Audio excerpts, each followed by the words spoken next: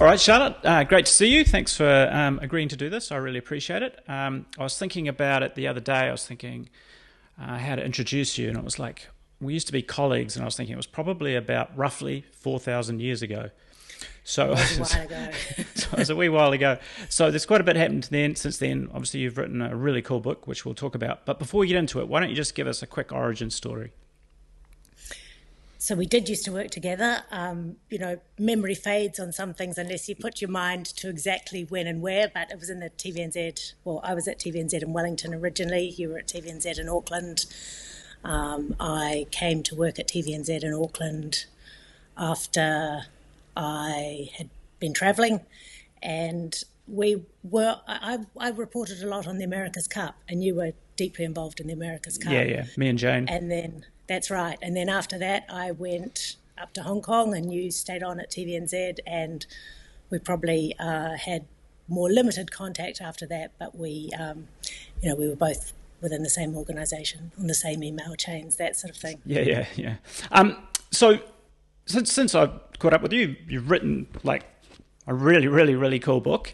The first thing I wanted to ask you about it was, you probably get sick of all these questions about writing books, but was how deliberately in the memoir style it is rather than the biography style. And did you choose that? Was that deliberate, or am I putting words into your mouth?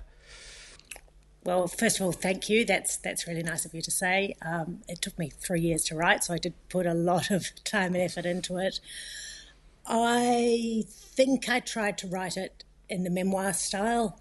I'm a big reader myself, and I have read a lot of memoirs. Probably didn't read that. Oh, I read a few when I was writing it. But I also didn't.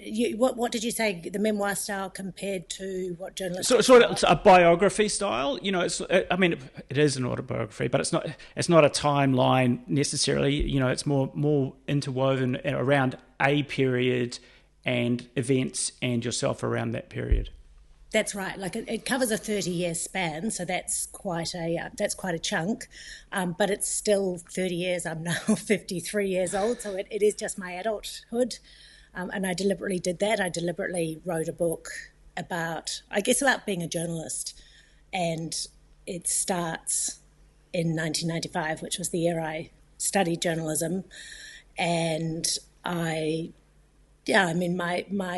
career as a journalist ended up being so formative in terms of turning me into the person I am today, that it made sense to write a book just centred on those years. And quite a lot happened in those years. If I tried to put more into it, it would have been a very long book.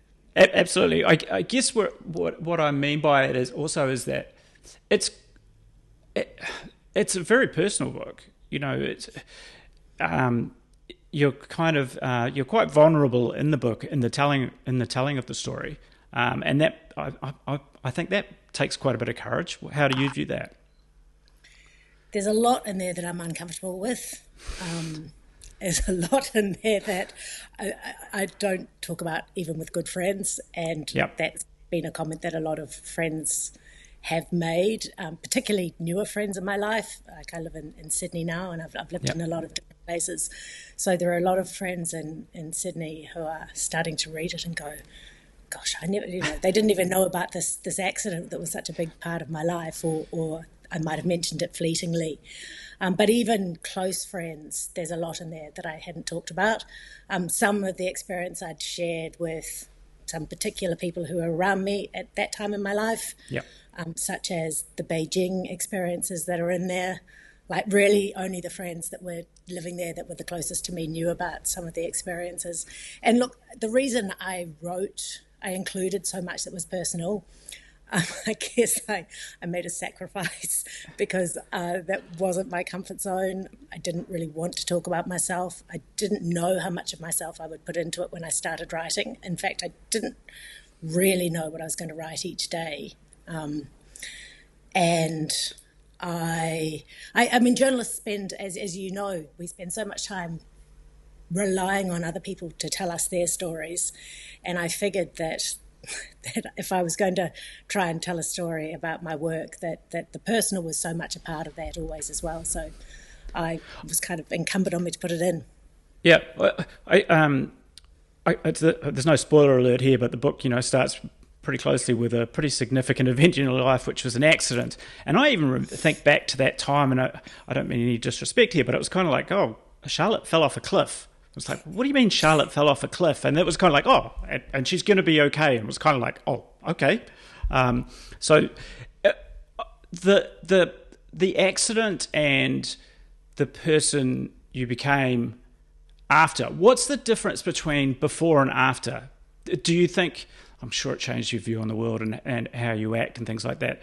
Did it make you, what's the word I'm looking at? Did it make you braver, or were you always reasonably driven? I was pretty driven and brave, a bit too brave. I was a bit of a risk taker, and I look, it's not the same for everybody, and different personality types play into this. And I have one very good friend who said to me, if I was with you, you would never have been standing there on that cliff at that point. But I did take risks. I did in my 20s feel like I was invincible. I think that's quite a common thing when you're young. Yeah. And, we see this in our children and young people, and sometimes our past children, jumping off or going to jump off high places. And I'm like, don't do it. But of course you can't say that, because we all have to have our own experiences in life. But I was brave beforehand. I remained brave, but in different ways. I took my career as a journalist that transpired after that accident, working in Asia. I guess there was a bit of bravery involved in different circumstances there. But I'm quite nervous of cliffs and the edges of things now. And as I've got, I was a little bit after the accident, but as I've got older, more so. And I think that's maybe an age thing as well. Oh, absolutely. And that's something we talk about quite a bit in the newsletter and the podcast, and maybe we'll get to that a bit more as we go along. But the bravery thing, and because I think about, when you went to Asia, there wasn't an Asia gig. It was, and I think I might have mentioned this to you before or recently, is that it's kind of the entrepreneurial drive that you showed to your reporting. I mean, it's kind of like there was no Asia gig. There is now, because I make an Asia gig, there is an Asia gig. I don't think I thought of it. I really like your Substack, actually, which is why I was looking forward to this interview. And I know you've written about the entrepreneurial spirit, and I think there probably was an element of that, but I don't remember thinking of it as entrepreneurial. I just remember thinking of it as an idea that's time had come. And it really made a lot of sense to have a bureau in Asia. There were bureaus there wasn't one in the US at that time, but there was in London and Australia. And yet we're so much a big part of the Asia region that it made sense. And plus I had just spent a year, before I had that big accident, I had just spent a year travelling through Asia, backpacking, a lot of that on my own. And I'd been to, I think, most countries in Asia over those months, and just really, I loved the place, and I knew how fascinating it was. I knew that was in the days when we didn't have internet news. It was just starting to come online. But I'd get newspapers everywhere I was, and there were just so many fascinating stories, and stories about New Zealand and how it was relating to the region, even in the regional newspapers there. And so it just made complete sense. The bureau didn't last, but I think the idea still makes sense. Oh, no, I absolutely agree. One of the things in the book that is really clear is how much you love the region. You really like the place, and particularly the stuff I found really interesting was the stuff around China and the time in China, because it was kind of like China. I guess it was because of the Olympics, so they were trying to open up to the Western world, and it was all very ambitious and outward looking. Whereas you look now and it feels like it's kind of gone back inward. Is that your sense? It's definitely a much more restrictive place than it was in the lead up to the 2008 Olympics. And in 2001, when you host an Olympics, a lot of countries bid to host, and China, when it bid to host, promised that it would allow free access for journalists to report in the country, for foreign journalists. And so it really made an effort to make the country a lot more free than it had been. But that said, of course, there'd been the Tiananmen crackdown in 1989, but there was starting to be quite a lot of freedom in a lot of different aspects of life in China, not just in terms of reporting, but in terms of the art scene. Yeah. A lot of the art was really pushing boundaries of what might get on the wrong side of the censors in China, and there was a lot of there was the chat online. There was quite a lot. I mean, eventually the censors caught up and removed content, but there was a lot of conversation and chat going on, and in a country of 1.3 billion people, they were taking quite a long time to catch up and get crack down on some of the chat that was happening between people. So it really was an extremely exciting time there. It was a time, I think, of some optimism that the country would continue to open up after the 2008 Olympics. And of course the market was open, and countries had been building up their trade with China since 1979 when it opened up under Deng Xiaoping, and when it opened its economy. But it was really there was just so much going on, and at that time it was our fourth largest trading partner. Now it's by far our largest, and the largest for so many countries in the world. So it's continued to broaden in that respect. But it's in terms of its own people, that the President Xi Jinping now is very determined to maintain stability, and he does that by making sure that people don't step out of line. Yeah, so I know you've been back recently. It's kind of like some of the technology that is making things more open in other parts of the world, maybe, but it is actually a tool in China to make it to close it slightly, if you know what I'm saying. It's kind of like it's more easy to surveil the 1 point however billion people there are there. Yeah, I mean the surveillance is so sophisticated and so pervasive, and for someone who comes from a country like New Zealand, like we do,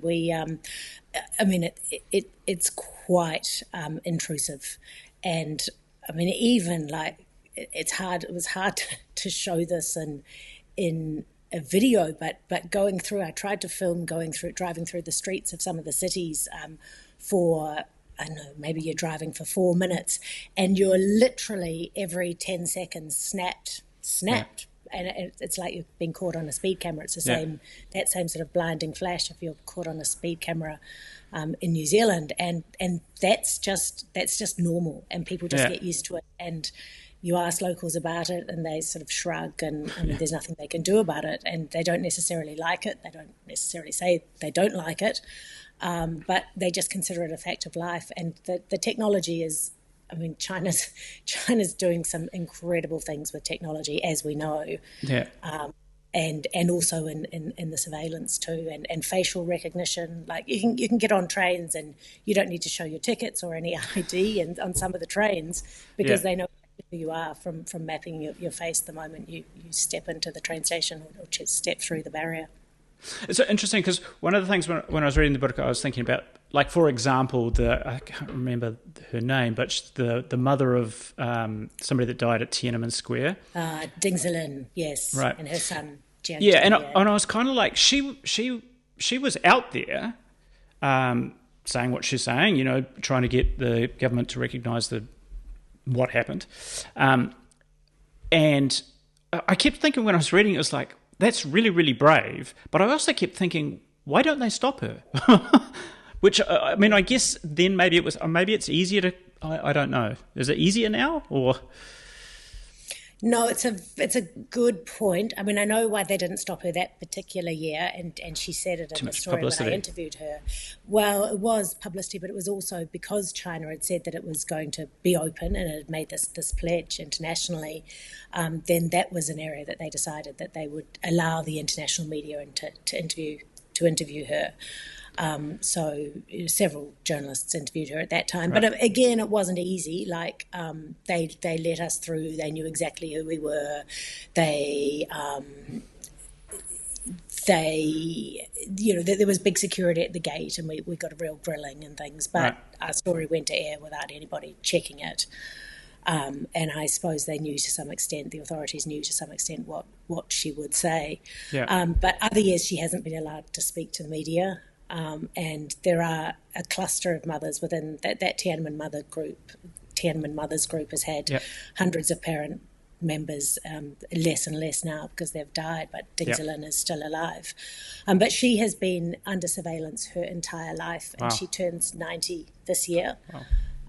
And she's remained brave, and she still puts her name to this petition asking for accountability, for someone to be held accountable for what happened. But the surveillance has got tighter and tighter, and now you really can't go in to interview these people. But I did see actually this year, just shortly before I went to China in January this year, and in December I saw that they have actually been allowed to gather privately, the Tiananmen parents, over the years. And this was the first year in many that they were not even allowed to gather privately. Wow. One of the things, I guess, I mean, it's a universal truth, is that no matter where the country is, or no matter what the political system is, or people are people, and they love their kids. They want to, they just want agency, and they want to feel accomplished. And that really comes through in the book. Outside of, and people can be generous no matter what the circumstances are. And you talked about some of those generosities afforded to you in the book. Which ones really stand out to you? Oh, the mother in Sichuan after the massive earthquake that killed 88,000 people, and she clambered over the rubble to try and share with us the little bit of rice that she had. Yeah. But I mean, not only that, in the Rohingya camps, so the Rohingya are the Muslim minority in Myanmar who fled to Bangladesh after what the UN called genocide in 2017, and they had been fleeing to Bangladesh over the decades. But we would go into the homes of these refugees. Well, I went twice. So the first time they had absolutely nothing.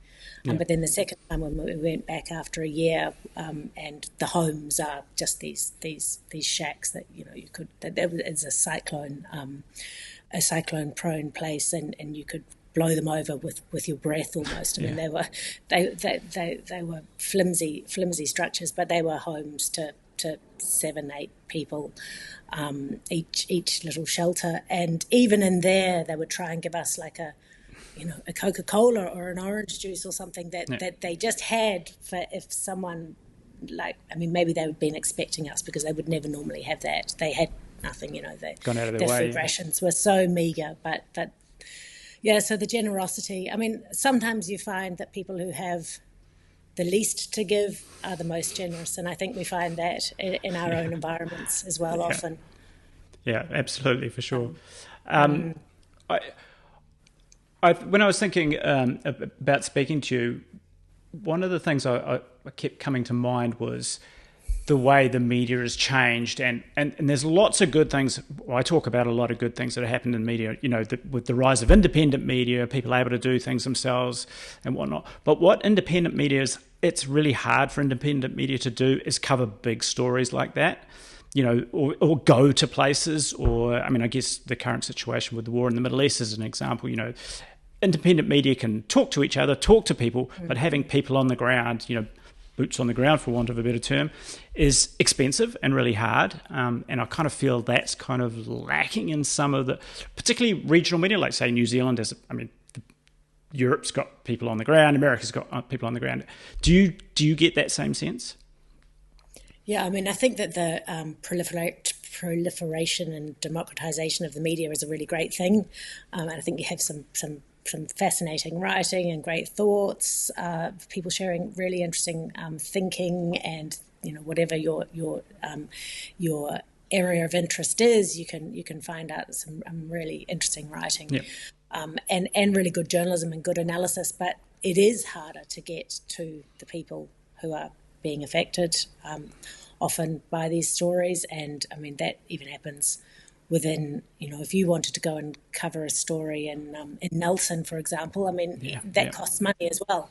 And you can do interviews, but you only see this much of a person, don't you? Yeah, for sure. Which is really good, but it's not quite the same. And so that definitely is an issue, because always, for every single news story that we ever have, it's always people at the centre. Yeah, absolutely. Of the news story, absolutely. Isn't it? Even the political stories, they're all impacting people. And I suppose I do worry that the people's voice, I mean, as you say, it is being shared by these international news organisations that have that have resources to do it. But long may it continue, because unless we're actually exposed to what the people are saying about what they're experiencing, it's very hard to relate to it. Yeah, and I guess, I mean, that's partly why I wrote the book too, because even though these people had, the people in China that I write quite extensively about, it was quite a long time ago that I interviewed them. Yep. But many of them don't have a voice now. The Tibetans and the Uyghurs, the Muslim people from Xinjiang in China and the west of China, that they're not allowed to speak openly about the kind of things that they were able to tell us at that time. And so I guess I just wanted to put that on the record, that that's what they said when they still could speak openly. Yeah, I spoke to Jane Dent, who you know relatively recently, and I was trying to cajole her into talking to me, and it was kind of tough going. And the motivation in the end was the people that had helped her along the way. She wanted to give them a shout out. And I kind of feel that once again, I don't want to put words in your mouth, but it kind of feels like that in the book as well. Yes, I did hear that Jane interview. I thought it was great, and that you had reluctantly got her to do it, and she did say that, and I think that's really moving. And often journalists, we're so busy in journalism and in newsrooms, and you lurch from one story to the next story to the next story, and it's a challenge getting your head around it. But we are impacted, aren't we, by the stories that we tell, and some more than others, and some really linger with us, and we don't forget these people. And it's not just if you're a journalist. I mean, you can be a teacher, and there are students you remember, or students, and there are teachers you remember, or doctors will remember patients, or whenever you see these really shining, these examples of what humans are capable of, and the compassion that people show, or the generosity, or whenever something really has an impact on you, you don't forget it. And so, I guess, and I mean, that doesn't have to be in a professional capacity, is it? That's just the people that we know in our lives. And sometimes you come across people and you still remember a joke that they told years and years later, and those people would never even know that, but they kind of form what then becomes you. Yeah. So thinking about that, experiences shaping who you become and what you do next, or how it informs how you carry on your life. So clearly you went after, well, not after journalism, but you also went into working for some charities. Was that just a natural progression from the work you've been doing? Sort of. I mean, I think the charity I really, really liked. I found it very rewarding work. I worked for UNICEF Australia, and then I worked for the Smith family, which is the largest children's education charity in Australia, and it runs a lot of educational support programs as well. I found that work really rewarding. When I actually made the original decision to leave journalism in 2017, I was quite exhausted with the relentlessness of journalism, but I'd also been doing a lot of shift work, and I knew that if I came, because I was living in Singapore then, working for the BBC, and I knew coming back to Australia, the shows that I loved were, the ABC was a place that I was interested in coming back to work in, but the shows that I loved, the hours are so punishing, and it was either, people do those early mornings for years and years, and they're amazing. But it disrupted my sleep, and I got sick of making that sacrifice. So I was looking for something else. I also wanted to see what life was like from the other side. I wanted to get a bit stuck into something longer term rather than just a different story every day, like sort of bigger projects. And I wanted some new skills, and I started looking around. And I did look at some other comms jobs, did consider other comms jobs. But then as soon as I heard about that UNICEF Australia job, it's like, and it was only a maternity cover originally, but that was like, oh, that's the job I want. Like, that's just the perfect match where I still have exposure to these areas that I'm really interested in, and plus, UNICEF just did such important work around the world with supporting children. Yeah, one of the things one of the things I talk about in the newsletter and the podcast and stuff a lot is reinvention, but actually it's more often it's not reinvention, it's reversioning. You're not reversioning. You picked up a lot of skills along the way when you reach a certain age. You don't throw them out and go on to the next thing. You hopefully repurpose them into a new role. So what do you think being a journalist brought to those other roles that you took? Well, they were mostly comms-related roles, so there was a lot of storytelling. With the Smith family, I was leading the media team, so it was pitching stories to journalists so that they would shine a light on what young people in Australia facing disadvantage were living through, and particularly during COVID and things.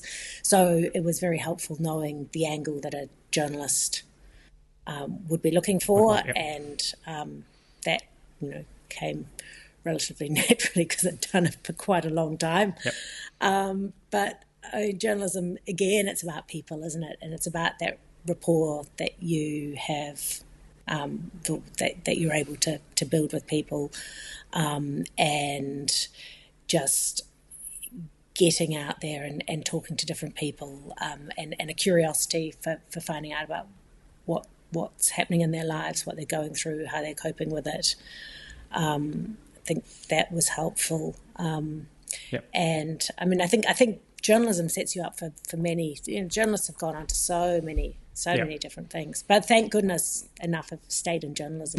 That's right. It's good to have it's fantastic having young people in journalism, and I know you also write about that too. Like the sweet spot is not just hearing from young people hearing from the old people and what they've got to share, but it's us learning from them.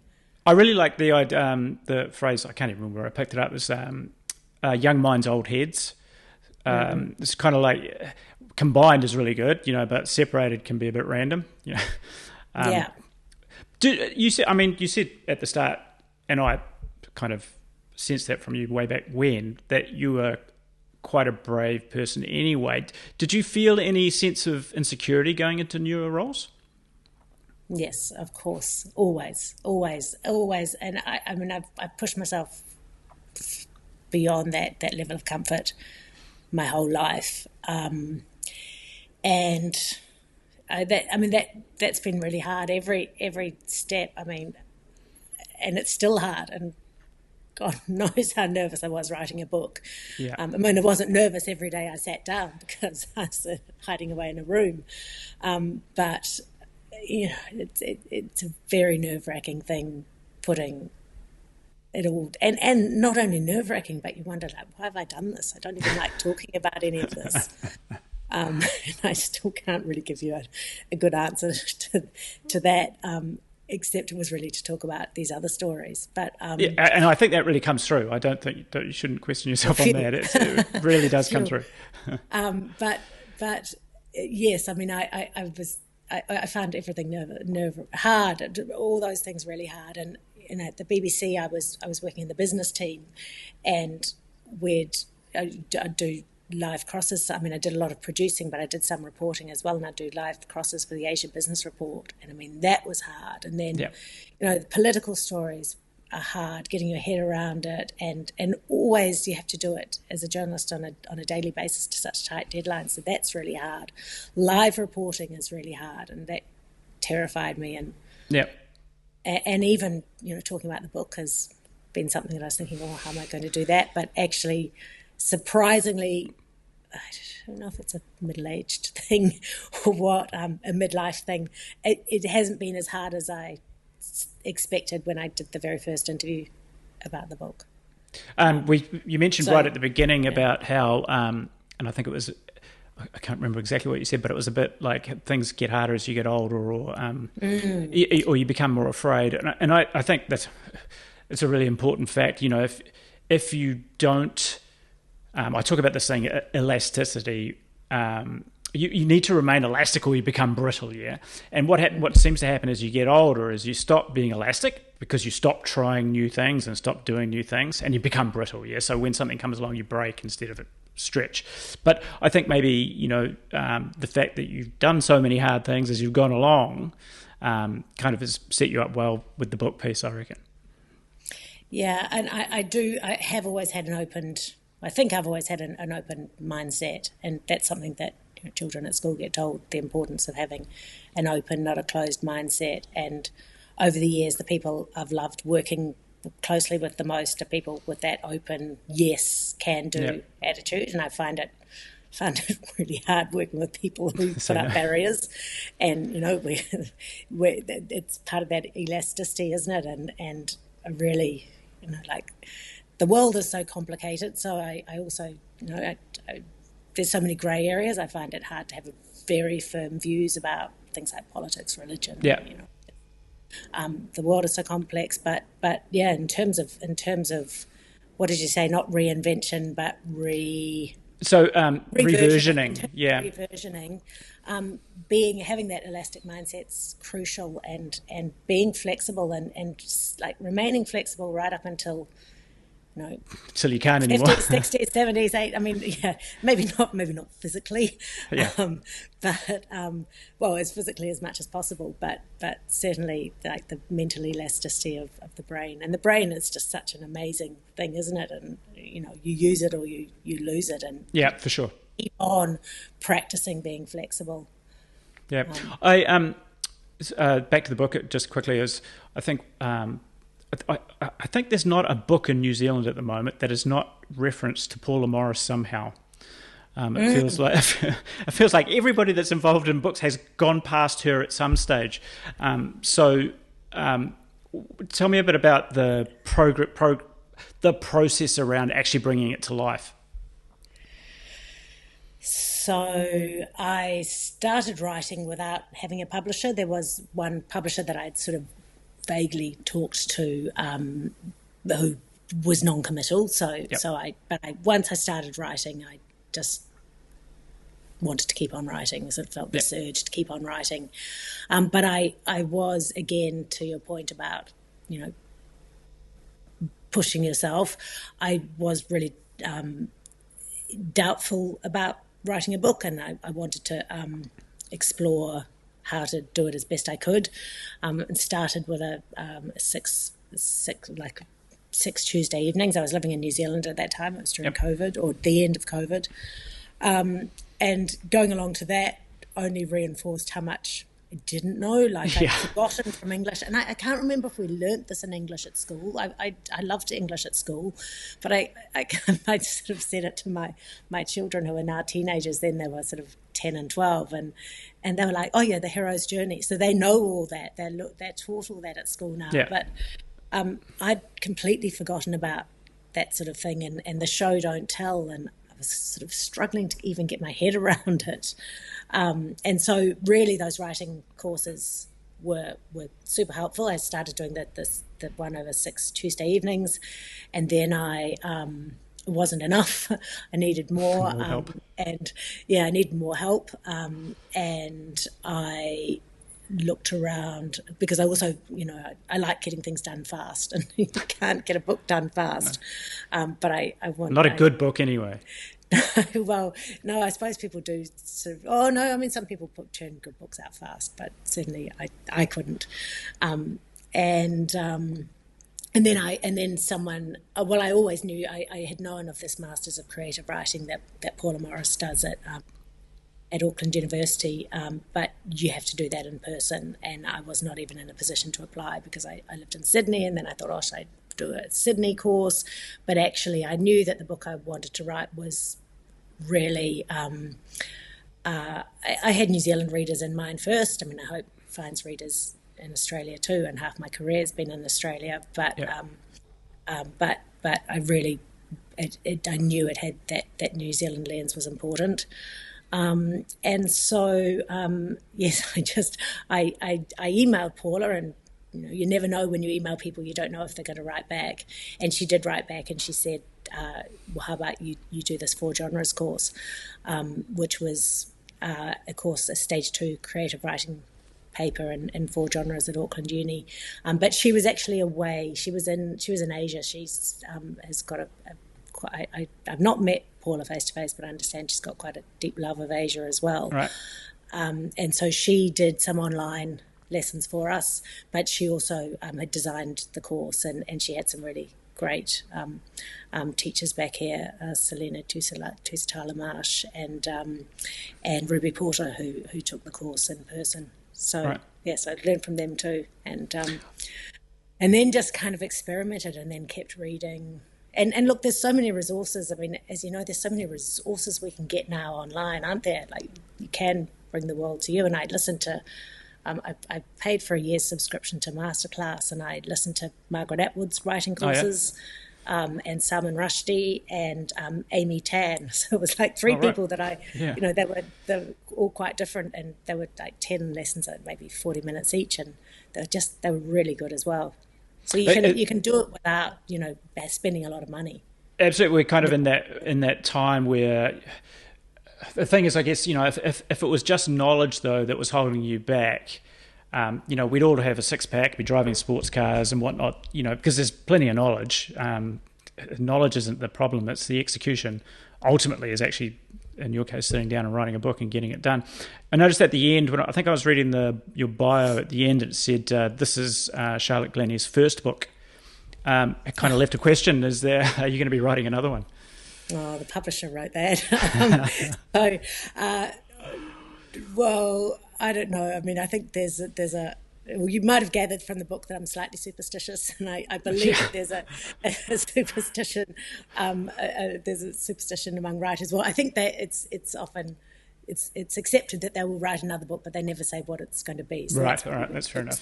But because I'm new, I'm even nervous about saying I write another one. But I did love the process, and I mean, whatever happens, I really like telling people's stories. I realised that I realised in leaving journalism that I do miss journalism, and I miss telling. Well, I enjoy telling stories in whatever format. So I guess we'll see. I'll see. All right. Wait a I guess that's a good place to put a pin in it. I was now I may get this completely wrong, but I think there's a Chinese proverb or something along those lines that goes, "May you live in interesting times." And I think you lived in Asia in pretty interesting times and reported on it in a really cool way. So well done. I really enjoyed the book, and it's nice to catch up again. Oh, thanks, Alan. It's a real pleasure, and I look forward to continuing to read. What you write as well, because I think this entrepreneurial side of journalism that you're tackling, it's not easy, is it? But it's under no illusions about that. But there are there's people that really enjoying the content, and I mean, I think that's the other thing too, is that everybody that bothers to write, and certainly from the book, everyone that every little message or something that people send in and say, it's good. Like it buoys you, doesn't it? Absolutely, yeah. It makes a big difference, shouting into the void. Yeah. All right, Charlotte, you take care. Thanks so much for your time. Thanks, Alan.